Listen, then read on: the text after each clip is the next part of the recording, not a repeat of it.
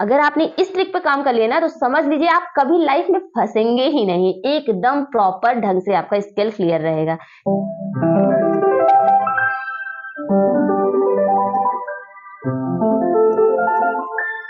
Hey everyone, Radhe Radhe, नमस्ते, प्रणाम। मैं हूं कंचन मणिरत्नम, यूपी प्रयागराज से। स्वागत है आप सभी लोगों का मेरे YouTube channel music career academy में। फ्रेंड्स, आज के वीडियो में मैं आप सभी लोगों को बताऊंगी कि 24 स्केल जो है उसको तुरंत कैसे याद करें। फ्रेंड्स, बहुत सारे बिगिनर्स हैं जो हमसे ये क्वेश्चन करते हैं और उनकी ये सबसे बड़ी प्रॉब्लम है कि मैम आप जो भी स्केल्स कराती हैं वो कैसे याद रखें, क्योंकि इतनी सारी स्केल्स हैं उसको याद करना बहुत डिफिकल्ट होता है। तो आज की वीडियो में मैं ऐसे कुछ फॉर्मूले बताऊंगी जिसमें से कोई एक भी फॉर्मूला अगर आपने याद कर लिया ना तो आप कहीं भी किसी भी कंडीशन में स्केल्स चुटकियों में निकाल सकते हैं।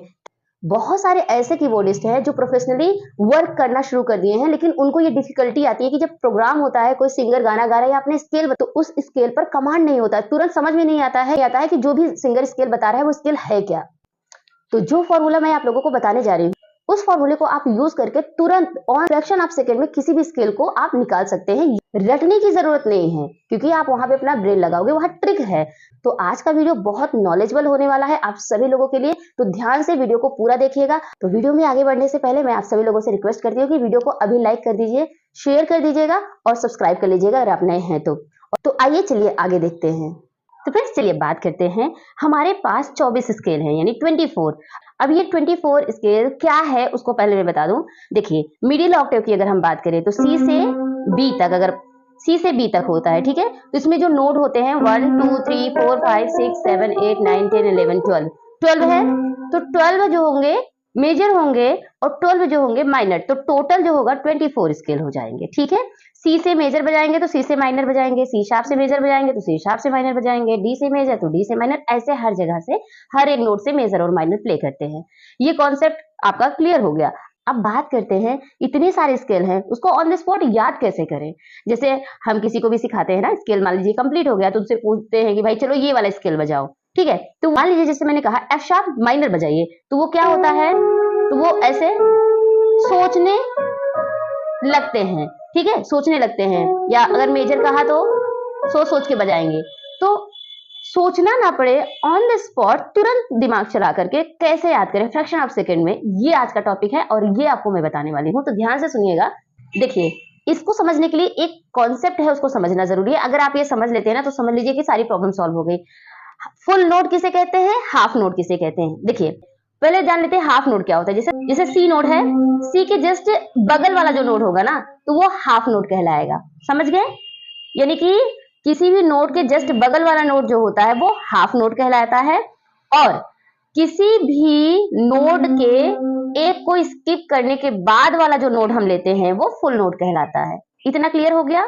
देखिए, स्केल याद करने के बहुत सारे तरीके हैं, लेकिन कुछ कुछ लोग जो होते हैं ना उस तरीके को नहीं समझ पाते। जैसे मैंने नंबर में भी बता रखा है, बहुत सारे वीडियोस में मैंने नंबर में बताया है कि कैसे आप याद रखेंगे, तो उसमें लोग थोड़ा सा कंफ्यूज होते हैं और याद करने में टाइम लगता है। तो फिर मैंने सारे गामा पाधा निसा के फॉर्म में बताया कि सारे गामा पाधा निसा के फॉर्म में भी आप याद कर लो, उसमें भी लोग समझने में दिक्कत करते हैं। तो अब हम एक नया फॉर्मूला लेकर आए हैं आपके बीच में। फुल नोट और हाफ नोट को समझ लोगे तो बहुत ही क्लियर समझ में आ जाएगा। फुल नोट समझ में आया क्या होता है?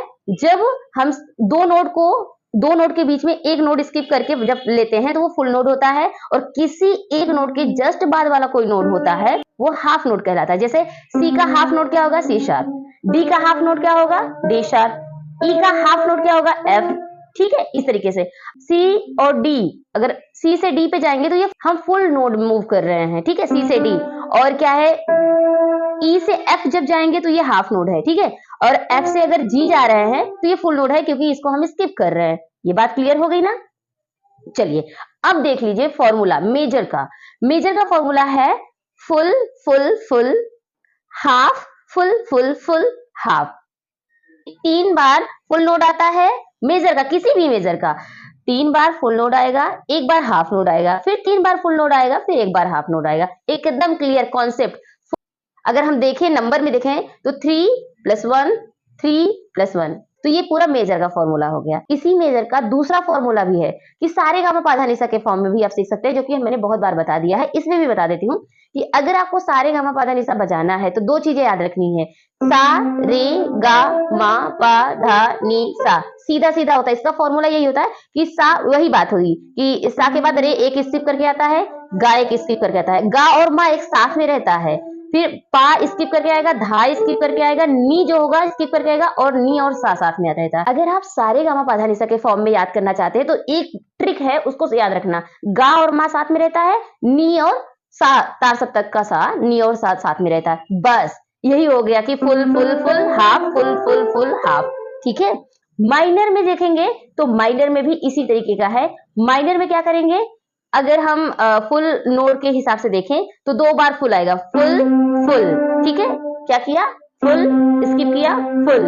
उसके बाद क्या हुआ, हाफ नोट पे जाएंगे, यानी दो फुल एक हाफ, फिर आगे हमारा आएगा सारे गा मा, full full half, full full half, full full.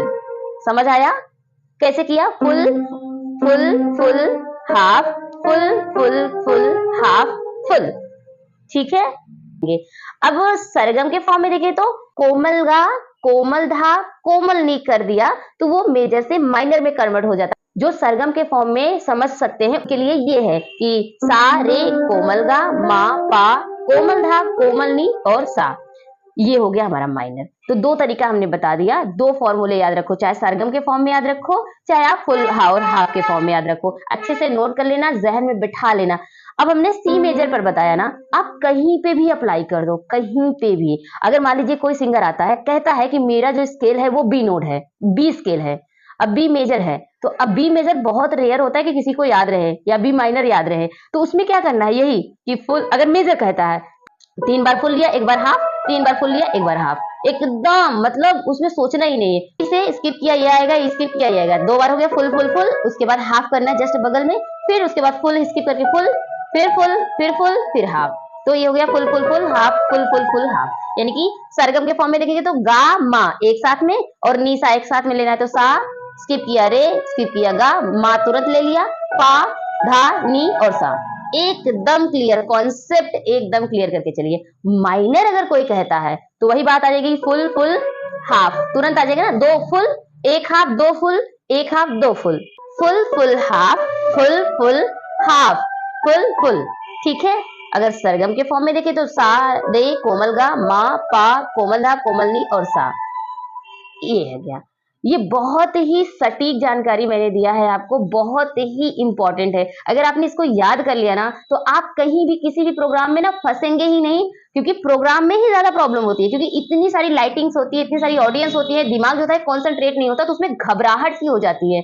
तो वहां पर जब कभी आप कंफ्यूज हो जाओ ना किसी भी स्केल को लेकर, बस इतना ये फॉर्मूला याद रखना, मेजर का full full full half, full full full half, यानी 3 फुल एक हाफ, 3 फुल एक हाफ। माइनर का 2 फुल एक हाफ, 2 फुल एक हाफ, 2 फुल, बस ये याद रखना। और फुल क्या होता है कि एक को स्किप करके जब हम नोट लेते हैं तो वो फुल नोट होता है, हाफ का मतलब उसके जस्ट बगल वाला नोट। देखिए 24 स्केल याद करने की मैंने बोला है कि कैसे याद करते हैं, याद करने में जो प्रॉब्लम होती है उसके लिए ये है। अब बहुत सारे लोग कहते हैं कि मैम फिंगर नंबर क्या होगा, इसकी रनिंग क्या होगी, तो इसके लिए तो आप लोग ऑलरेडी तैयार कर चुके हैं ना। उसके बाद की ये चीज है कि याद नहीं हो रहा था, जिसके लिए हमने ये ट्रिक बता दिया।